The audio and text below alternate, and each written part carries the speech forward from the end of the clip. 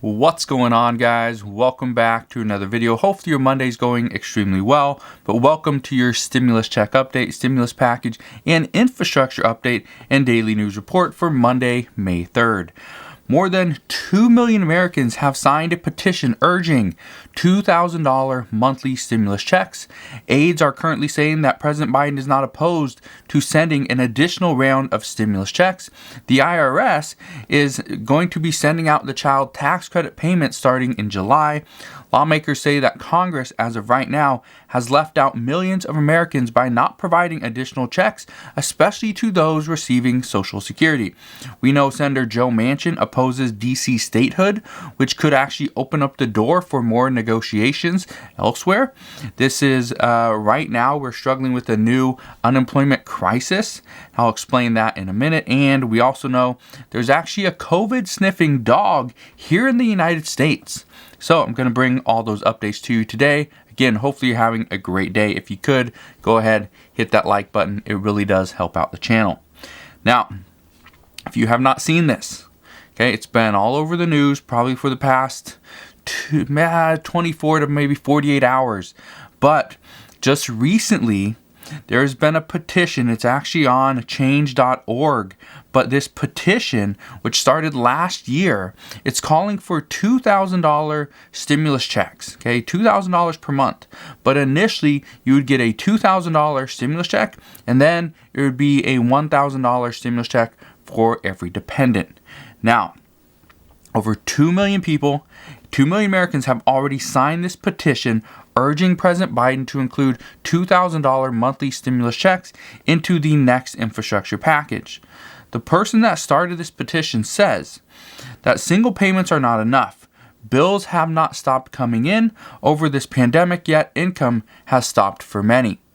But let me ask you, how much would a $2,000 stimulus check actually help you? Would you be able to get caught up with just a one-time payment of $2,000? Most people say no. Most people that I have asked here on the channel, or even in person, I've asked a handful of people as well, I've asked, how far behind are you? The majority of people are usually between 4 to 6 months behind in rent, in bill payments, okay? For food, it's not 4 to 6 months. They are usually struggling. They are struggling to just find enough money to go to the grocery store and buy food. That's the issue we're seeing right now. So yes, some lawmakers are pushing for an additional stimulus check, but not just a one-time payment. There are over 50 lawmakers that are pushing for a monthly recurring $2,000 stimulus check. The reason for $2,000, okay? The reason why we're getting this push for $2,000 and everything is $2,000, $2,000, $2,000 is actually pretty simple.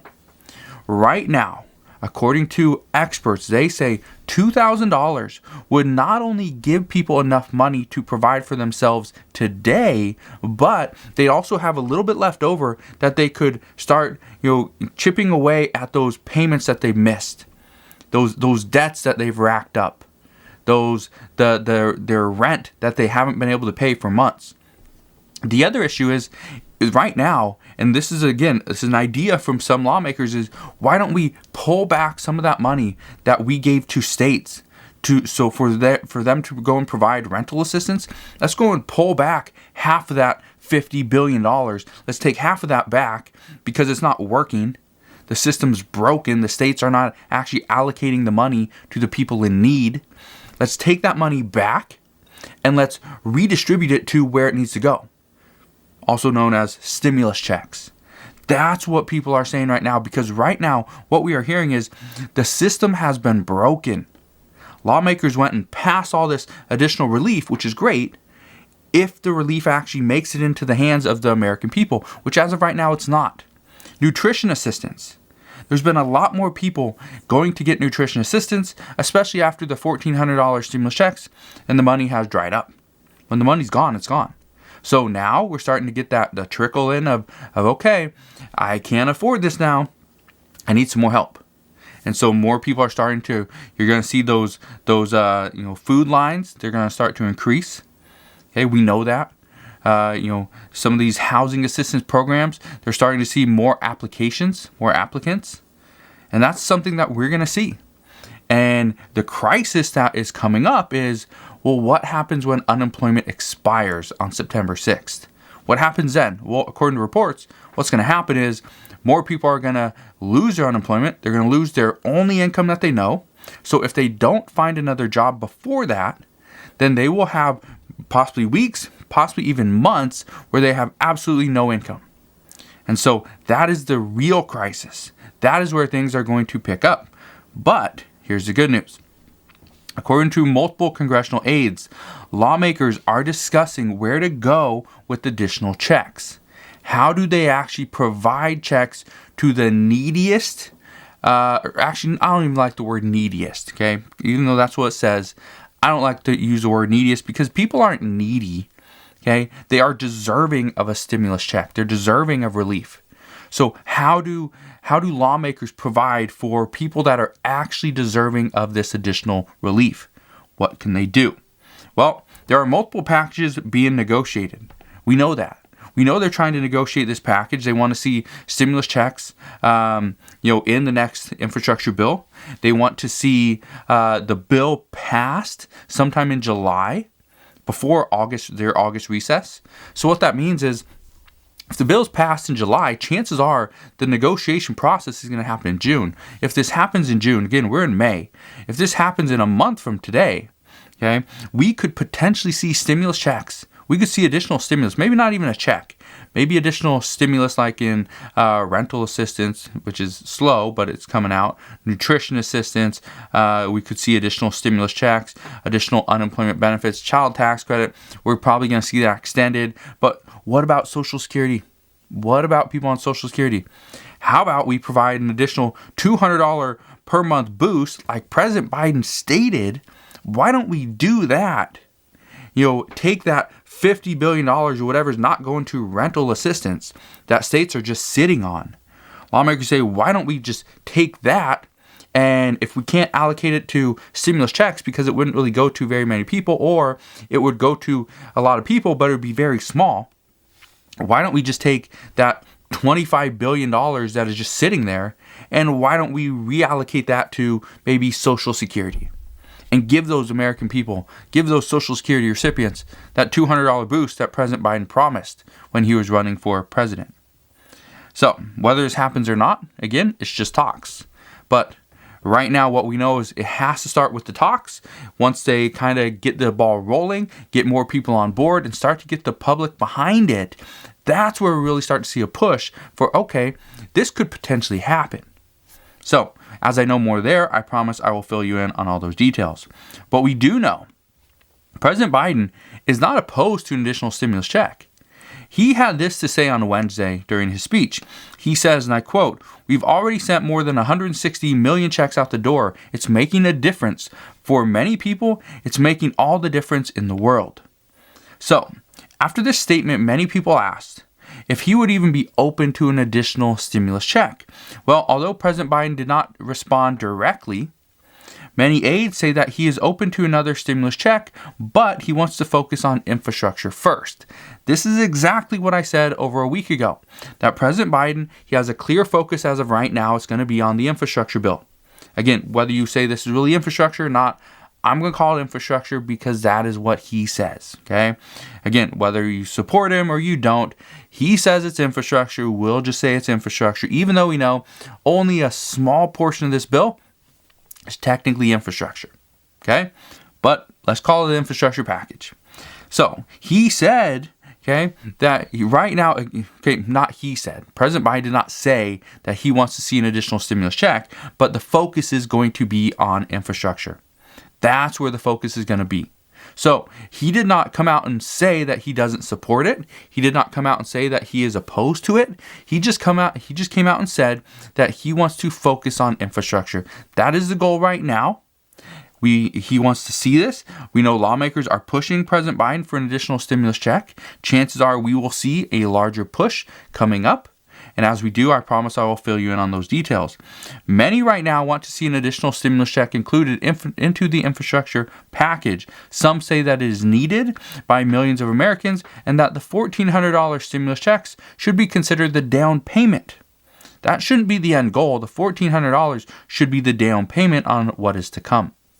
So, right now, there's a huge gap in where Democrats and Republicans are. There's a huge gap between where Democrats and President Biden is. And then there's obviously a huge gap between where President Biden and Republicans stand. But what we know is that Republicans say that the infrastructure package is too slow and too divided to do much good. According to Senator Bill Cassidy, this is exactly what he said, and this does make sense. And I quote, "The amount of spending for roads and bridges is so slow and split over 50 states over 5 years. You're not getting your bridge." He also goes on to say, "If you want to fix roads and bridges, come where Republicans already are. If you're talking about spending hundreds of billions of dollars on public sector unions, we're far apart." Now, this is just the beginning where the fight starts. Okay, Senator Bill Cassidy is pretty much saying that spending money on roads and bridges is fine, but problem is it's too slow.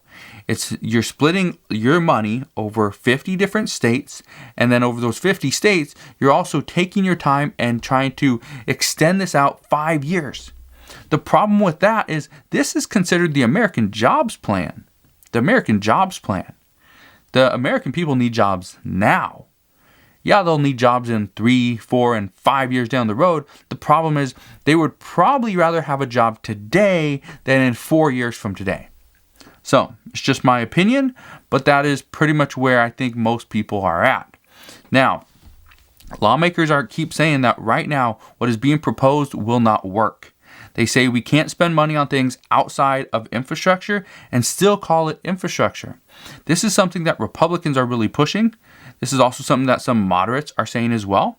They say that Social Security recipients are being completely left out, yet not many new proposals give more to Social Security recipients. I think that's kind of odd that a lawmaker would say this, but yet the lawmaker doesn't propose any new plan. I don't know how lawmakers really work, if they work, but what I can tell you is if you come out and say that, not many new proposals are being talked about for Social Security recipients, yet you don't provide one either. So it kind of makes absolutely no sense to me. What we are hearing right now is that Senator Joe Manchin currently is holding all the power in the Senate. So what I can tell you right now is we have to watch what Senator Joe Manchin does, what he says, what he supports, and what he opposes. Because this could potentially be a lead indicator as to what we will see during the negotiations either this month or possibly in June. We know that Senator Joe Manchin opposes D.C. statehood. However, he doesn't oppose it, as a whole. He opposes the way they are currently going about it. It's already passed the House. The House passed the bill. Now it's going to be kicked over to the Senate. The problem is in the Senate, Joe Manchin doesn't support it. Joe Manchin says that the Senate should not be the ones to vote on this. He opposes this because this is something that should be put into like a ballot and let the American people vote on it, not just the Senate. Okay, so I think that's a very interesting take. That is actually something that multiple presidents in the past have also said as well. So we'll see what happens there.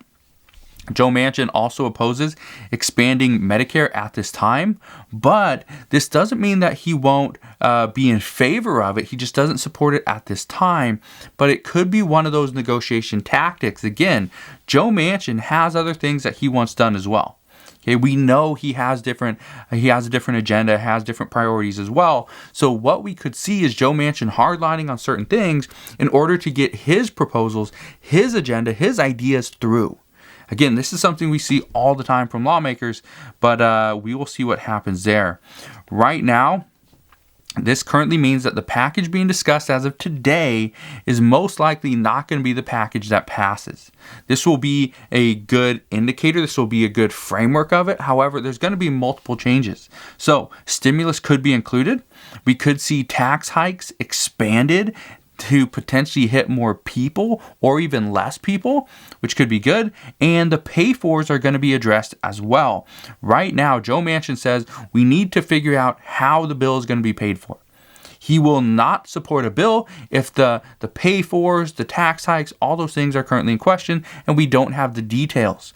He is not going to come out and say, yes, I support it, when he doesn't have half the details. He wants the details. He says the devil is in the details. We need to understand what is in it. We can read it. We can hold it. We can hold that copy in our hand and we can see, okay, this is how all this stuff will be paid for.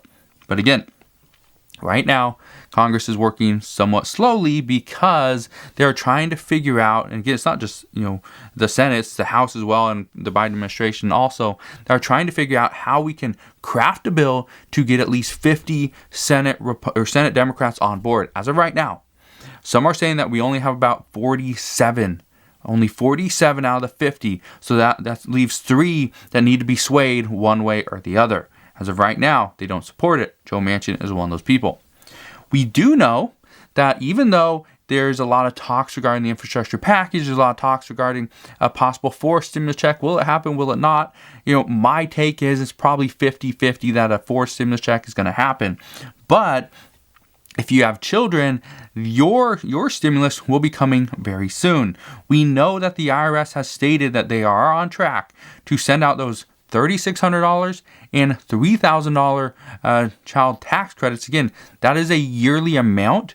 So you have to divide that by 12, which means you'll get anywhere between $250 for a child between 6 and 17, or $300 for a child between 0 and 5. That will be a monthly payment starting in July, go all the way to December. After December, if this bill is not extended or expanded, like many say it will be, then you would receive the other 6 months as a payment. It would be a lump sum when you file your 2021 taxes. So, good news is that right now, we don't know exactly when this is going to start. However, it's going to start sometime in July. So again, we could see stimulus checks be negotiated and possibly put into the infrastructure package in June. And we are going to see these additional stimulus checks. I'm calling them stimulus checks, even though they're child tax credit. It's pretty much an additional stimulus check on top of the $1,400 that children already received. And I understand parents they're excited about this. They're ready to go. They want this money. However, that's also leaving out all the individuals that have no children, or their children have grown up, have their own children, and so those parents don't receive any money either. This is going to negatively impact a lot of people, and it's going to cause more inflation. So just be ready for that. We also know there is an additional unemployment crisis. I addressed this a little bit earlier, but I want to talk about this again because as of right now, many employers are saying it's very difficult to get people to go back to work. Nevada has now required, and other states have done this as well, they are now requiring the unemployed to go and look for work. You have to go and look for work in order to continue to receive benefits through the state. We know that many businesses are struggling to just open their doors. They just can't even open their doors because they don't have any employees. Their business is there. They have the owner, the manager, whoever. But outside of that person, everybody else has left. They don't want to come back because they're getting state unemployment benefits. They're getting the $300 per week, and they'll get this until September 6th. Okay, a lot of them are getting free health insurance. Okay, they don't have to worry about catching COVID if they're staying at home. Right, they can go and do whatever they want. They can take their summer off if they want to. Right, this is all stuff that they can do legally. But many businesses are saying that right now they're trying to entice people by giving them money, by giving them free meals, and even paying for trips. They're paying for trips to get people just to come in for an interview. That's all they want. Just come in for an interview, give you a free meal. Come in for an interview, I'll give you $50. Come in for an interview and I'll give you a trip. Okay? These are what businesses are doing just to try to entice people to come back to work. The problem is many say they can't find workers because they're making too much money staying at home.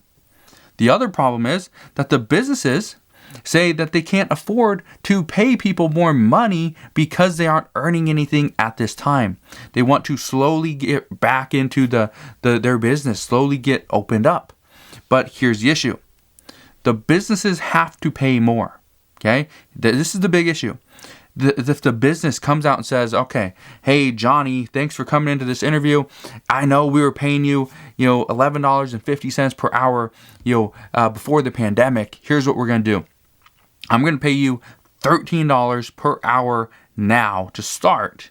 And then once we get more employees in and we start making money, we're going to go back and we're going to renegotiate your income, your salary. And you're not going to get anything less. You'll get more, but we're going to renegotiate that based on how we do. And so this is the issue right now. Businesses, as of right now, are not doing that. Businesses are trying to spend as little as possible, which I completely understand as a business owner. I would not want to go and pay somebody $20 an hour now just because that's what it's going to take to get them back. When it's going to cost me more money, I'm going to lose money, in the short term just to get them back. But in the long term, it's like I have to have them. I have to have them back. But what businesses are doing as of right now, according to many reports, is businesses are just going to wait until September. So you may see your favorite, bakery, you may see your favorite restaurant just be closed for this entire summer, simply waiting until September when unemployment runs out, according to reports as of right now. Again, Congress could extend this until all of 2021. If that happens, that will be detrimental to many small businesses. But that is one of the things that we are currently hearing.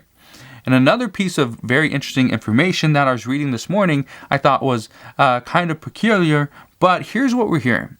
In Sarasota, Florida, they now have a COVID sniffing dog. A COVID sniffing dog, yes. There were many dogs that actually went through this study, went through this training. However, most of them failed out because they just couldn't, they weren't focused. They just couldn't focus on what they were doing, their task at hand. But as of right now, there's one dog named Buffy, and the dog was about 95% accurate in detecting the virus samples. Now, here's what we don't know. We don't know if the dog was only, I'm guessing they started off and trained with virus samples. I don't know as of right now if they've actually been put into the field and tried to detect certain people, whether they were positive or not. But according to reports, how this dog would most likely be used in the here in the United States is they would most likely be implemented, trained, kind of perfected this, and then implemented into airports. Because what we're hearing is airports are currently the big hotspot because people are coming in from other cities, other states, wherever, even other countries.